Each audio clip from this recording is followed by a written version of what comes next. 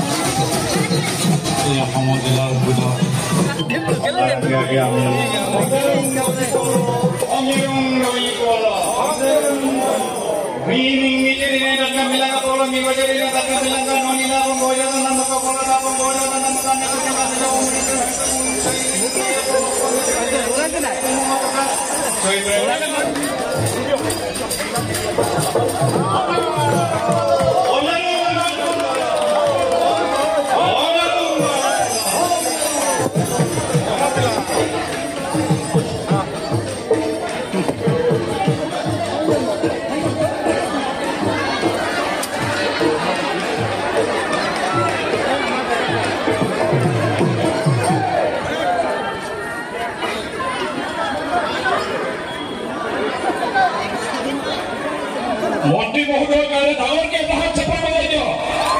সকলোৱে আজি ভাল দিন জোনাই মহকুমা সমজিলা হিচাপে উদ্বোধন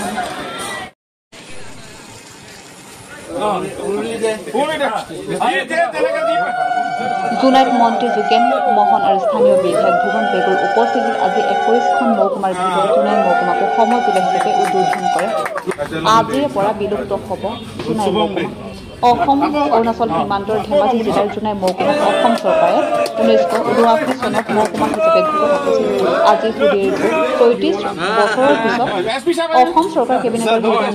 মৰ্মে ৰাজহ আৰু দুৰ্যোগ ব্যৱস্থাপনা মন্ত্ৰী যোগেন মোহনে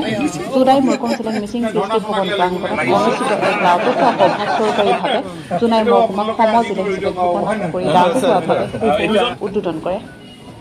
সমজিলা স্থাপনৰ লগে লগে সমজিলাৰ অন্তৰ্গত নাগৰিকসকলে ভূমি ৰাজহ সম্পৰ্কীয় সেৱা উন্নয়ন আৰু জনকল্যাণমূলক আঁচনি ৰূপণ প্ৰশাসনিক ক্ষমতা দণ্ডাধিকাৰীৰ ক্ষমতা খাদ্য আৰু অসামৰিক যোগান আগবাঢ়ি পঞ্চায়ত আৰু গ্ৰাম উন্নয়ন দুৰ্যোগ ব্যৱস্থাপনা আদি সুবিধাসমূহ প্ৰত্যক্ষভাৱে লাভ কৰিব পাৰিব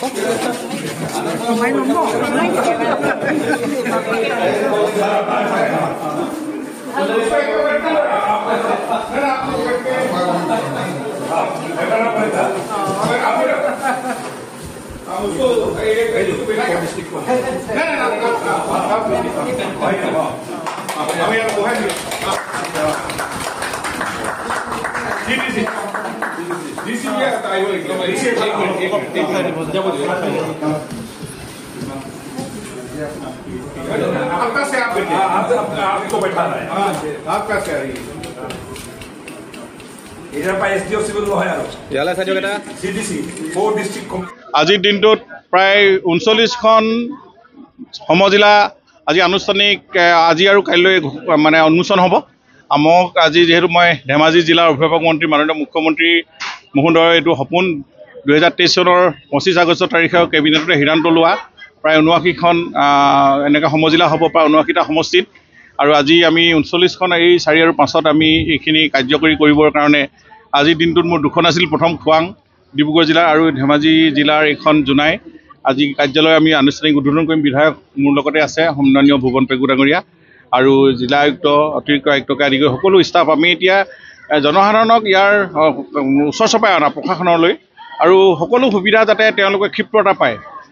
আন্তঃগাঁথনি উন্নত কৰা বা বিভিন্ন ধৰণৰ গ্ৰামাঞ্চলৰ ৰাইজ যাতে কোনো ধৰণে সমস্যাত ভুগিব নালাগে তেওঁলোকৰ টাইম আগতে বহুত লছ জিলা আয়ুক্ত কাৰ্যালয় যাবলৈ নিজৰ ঠিতাতে গাঁৱতে এনেকুৱা ধৰণৰ কাৰ্যালয় পাব যিখিনি তেওঁলোকে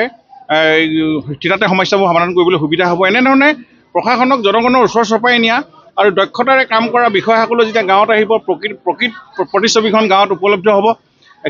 এগ্ৰিকালচাৰ ডিপাৰ্টমেণ্ট হওক বা বিভিন্ন চেৰিকালচাৰ হওক আমাৰ যিবিলাক গ্ৰাম্য জীৱনৰ লগত জড়িত যিবিলাক এইবিলাকৰ ক্ষেত্ৰত প্ৰকৃত প্ৰপ'জেলবিলাক গভৰ্ণমেণ্টলৈ যাব বা কেন্দ্ৰীয় চৰকাৰ ৰাজ্য চৰকাৰলৈ গ'লে আমি অধিক পুঁজি পাম আৰু গ্ৰাম্য জীৱনৰ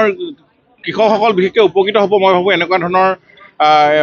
যিটো পদক্ষেপ মাননীয় মুখ্যমন্ত্ৰী ডক্টৰ হিমন্ত বিশ্ব ডাঙৰীয়াই এতিয়া লৈ আছে তেখেতে আৰু তেখেতৰ বহুত সপোনো আছে আমি অসমখন আগুৱাই নিব লাগে আৰু ইয়াৰে এতিয়া গণতান্ত্ৰিক ব্যৱস্থাটো শক্তিশালী কৰিব লাগে উঠি অহা প্ৰজন্মক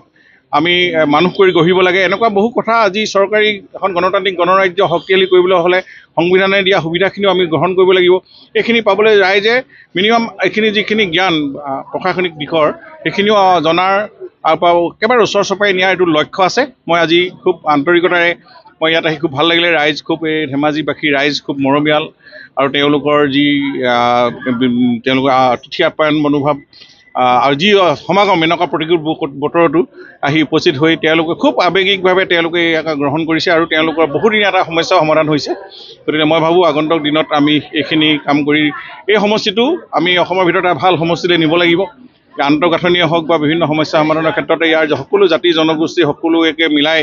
আমি এখন বৃহৎ সমাজ গঢ়িম, যিটো আমাৰ লক্ষ্য আছে। আজি অসমে যিটো বিচাৰে এইখিনি কথালৈ আগবঢ়াই নিবৰ কাৰণে সমজিলা কনচেপ্টটো নিশ্চয় আপোনালোকে বুজিলে যে সমজিলাই আমাক উন্নতিৰ শিখৰলৈ লৈ যাব আৰু চৰকাৰী প্ৰশাসনক ওচৰ চপাই নিব জনগণক। দুখীয়া দৰিদ্ৰ মানুহৰ জিলা আয়ুক্তও লগ পাব এইখিনি।